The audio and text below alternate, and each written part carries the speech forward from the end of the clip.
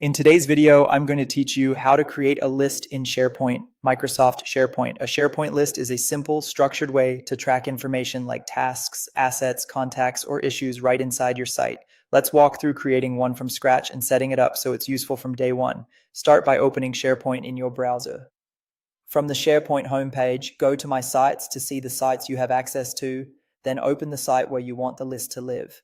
This ensures your list is created in the right place for your team to find and use it.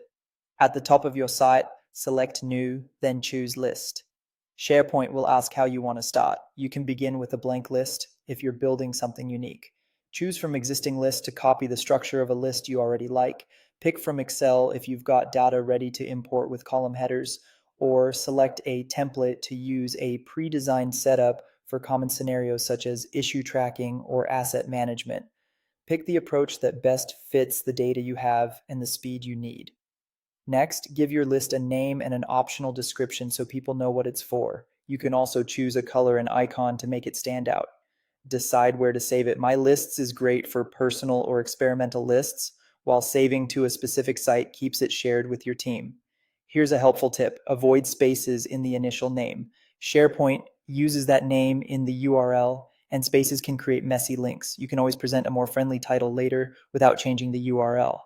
Once your list is created, define your structure by selecting Add Column. Choose data types that match what you're tracking: text for names or notes, number for quantities, choice for predefined options, date and time for schedules, or person to assign ownership. Picking the right type upfront helps with sorting, filtering, and reporting later. To start adding data, use the New button in the top left corner and fill out the form.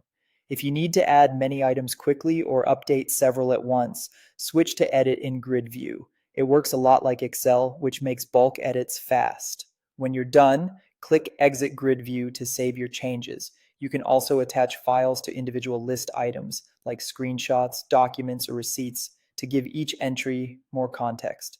Finally, create custom views to sort, filter, or group your data so everyone sees exactly what they need. Views help different audiences get value from the same list without changing the underlying data. And that's it, your SharePoint list is ready to use.